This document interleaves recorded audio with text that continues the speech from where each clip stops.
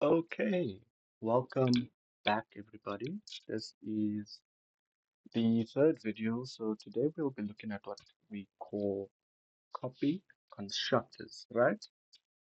So we'll be using the same code we used in the parameterized constructors, just so we have a single chain of thought.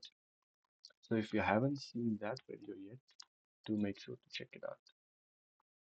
But nonetheless, let us start. So we'll just start by writing what a copy constructor is. So a copy constructor is a constructor in Java that creates a new object by copying the values of an existing object of the same class. So I'll just type that out and repeat it. So a copy constructor in Java is a constructor that creates a new object by copying, oops, by copying the values of an existing object of the same class.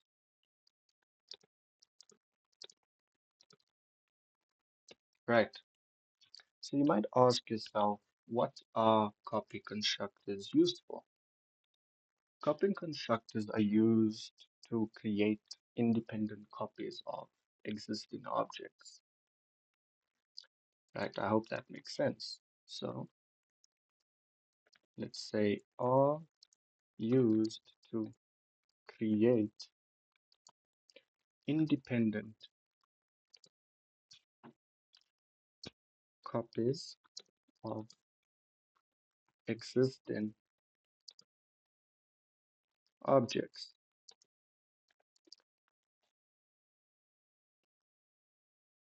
Right, so that's about it. I would assume we need to know of the base level of copy constructors. So if we go to our class where we created the parameterized constructor, which is the highlighted one, we've had our fields. So in order to make a copy constructor, we do the following. So I'll just write your copy constructor so we aren't lost.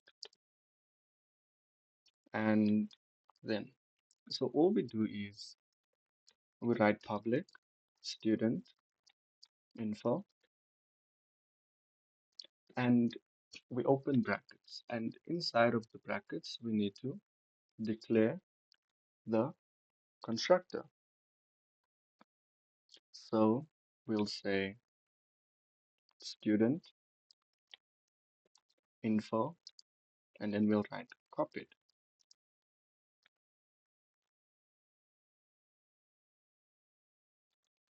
and then we need to open curly braces, and the process is quite the same. All we do is we write our fields, we write our variables. So we have student name, and then we'll have, okay, so student name is equal to, so we say copied dot student name, and we've made the first copy constructor. Right, so we've made the first copy of student name. Now we need to do the same for gender. So we'll write gender is equal to copied dot gender and close it. And then we'll do the same for student number is equal to copied dot student number, and we close it. And that's about it, right? So if we go to our main, so this is our student one we made, his name was Bob. He was a male, and his student number was 1 to 7. So if we wanted to copy this, all we need to do is make a new object. So we'd say student info and call it student 2. And then same process, new student info. This is where the difference comes in. Inside of the brackets we open, we write student 1, and then we can close that. So basically, we've made the copy of this student 2. Student two's values are the exact same as student 1.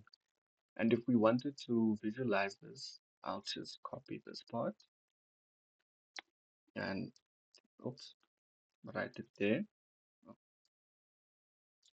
Copy, we'll write it there. So we'll just need to change. So I'll just give context name of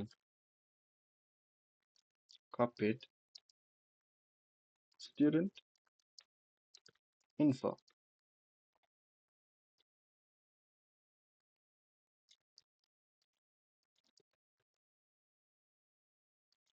Do the same there. So now all we need to do is change.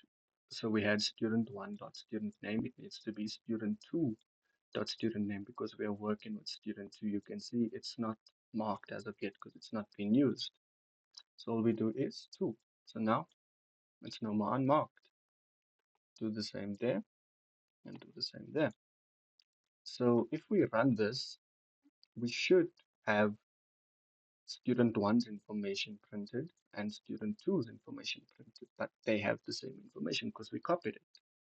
So if we run this, we can see name, Bob, gender, male, student ID, 1 to 7. And then we have name of copied student, Bob, gender of copied student, male, student ID of copied student info, 1 to 7. So that's it for copy constructors. Thank you.